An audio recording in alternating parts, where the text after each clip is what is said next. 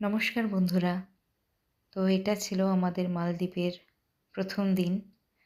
আর এটা হচ্ছে আমাদের ওয়াটার ভিলার রুমটা তোমরা দেখতেই পাচ্ছ, খুবই সাজানো গোছানো। আর দুদিকে দুটো ল্যাম্প দিয়েছিল, টেবিল ল্যাম্প।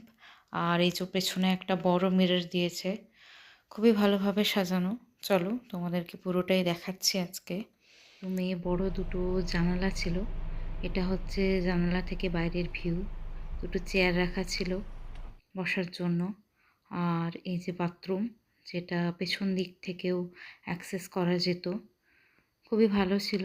পেছন থেকে সিঁড়ি দিয়েই আমরা জলে নামতাম, আর জল থেকে উঠে এসে সোজা আমরা বাথরুমের ব্যবহারটা করতে পারতাম।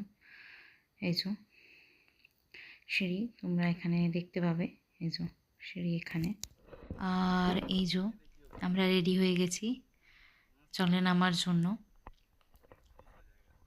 চলো জলে নামা যাক।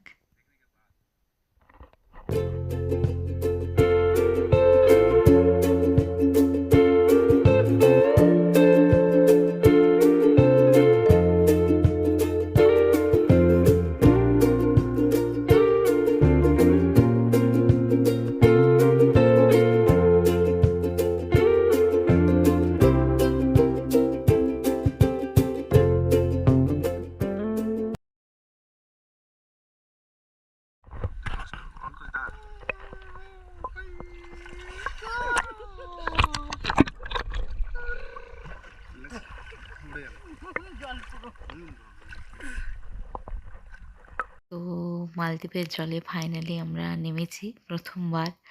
বাপরে, এত ভালো লাগছিল কি বলবো।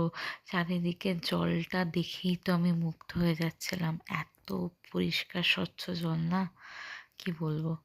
এত পরিষ্কার স্বচ্ছ জল, আর কিছু বলার নেই। মানে এত ভালো লাগছিল, কোনো ভাষায় প্রকাশ করার মতো নয়। তোমরা নিজেরাই জলটা দেখলেই বুঝবে না, এত সুন্দর জল। আর ওই যে আমি একটা কোরাল কুড়িয়ে পেয়েছি, বুঝতে পারছিলাম না তো ভাইকে লাগছিল বারবার, কিন্তু ওটা কোরাল ছিল।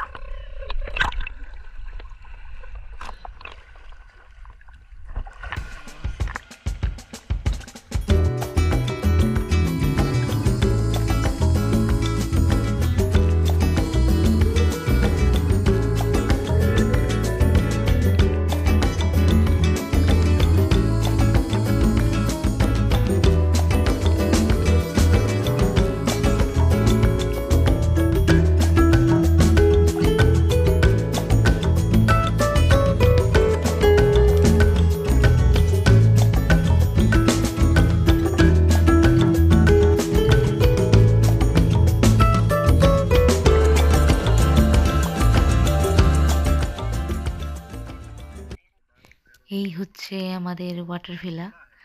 তো এখানে মোট 16টা ওয়াটার ভিলা রয়েছে এই সাইডে। তো এখানে আমাদের ওয়াটার ভিলা ছিল 2 নম্বরটা। 2 নম্বর ওয়াটার ভিলাটা ছিল আমাদের। আর এই যে আমরা এনজয় করছি এখনো। Must, I must. Iya Maldives. Iya Maldives. We are in Maldives. তোমাদেরকে একটা দারুণ জিনিস দেখাচ্ছি, দেখো শুধু।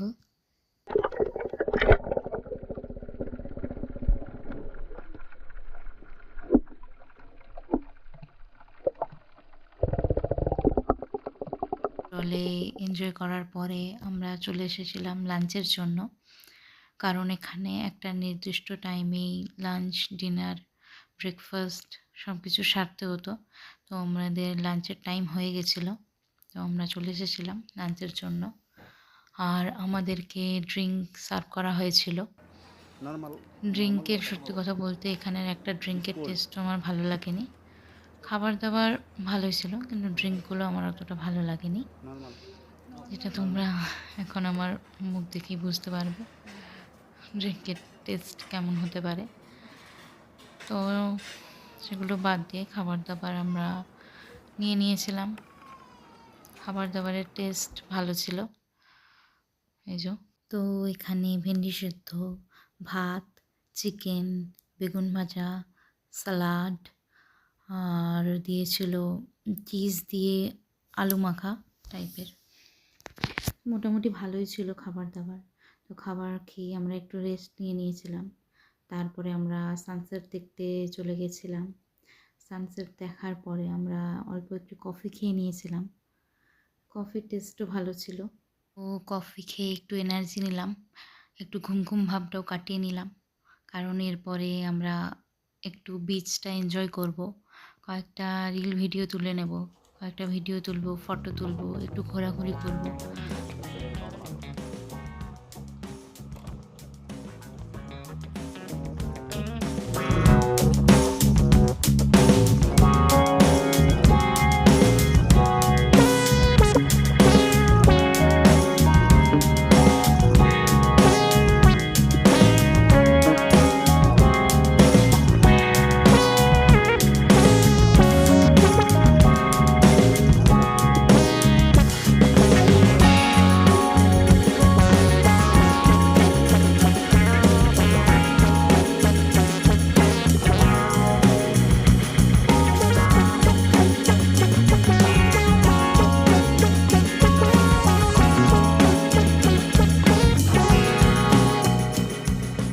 সন্ধে হয়ে গেছিল।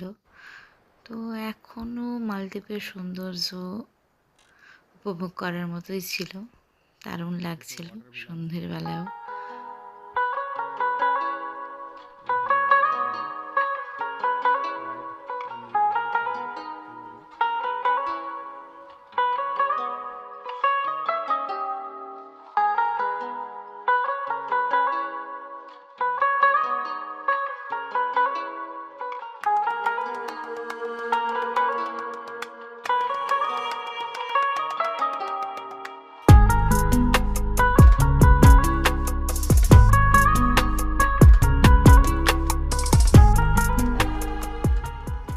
তো বিচে একটু ঘোরাঘুরি করলাম, একটু রিল ভিডিও তুললাম, কয়েকটা ফটো তুললাম। তারপরেই আমাদের ডিনারের টাইম হয়ে গেছিলো। তো মালদ্বীপে না একটু তাড়াতাড়ি ডিনারের টাইমিংটা থাকে। তো ডিনারের টাইমিং মোটামুটি 7:30 8টার মধ্যে ছিল। তো আমরাও চলে এসেছিলাম ডিনারের জন্য। এখানে তোমরা দেখতে পাবে বিভিন্ন ধরনের পাই, বিভিন্ন ধরনের পুডিং, কেক ছিল, ফ্রুটস ছিল।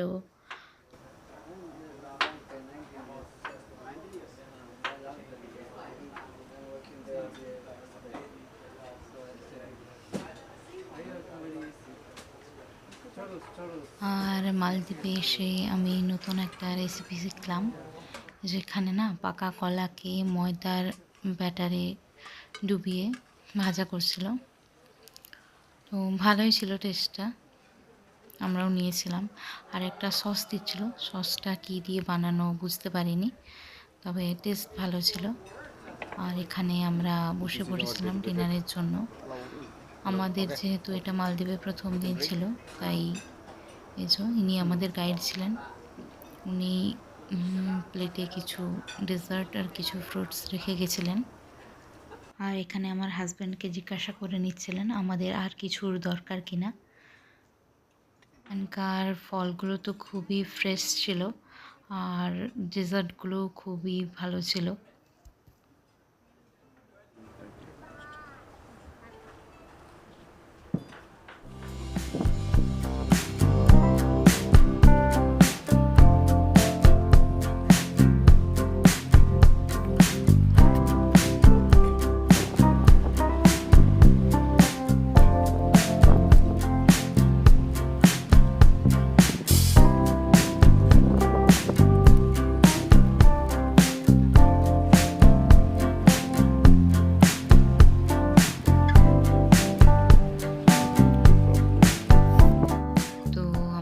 ডিনার শেষ করে ভিলাতে ফিরে এসেছিলাম।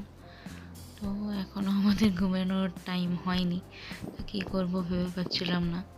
একটু নিজেদের মধ্যে টাইম কাটাচ্ছিলাম, একটু বসে রিল্যাক্স করছিলাম।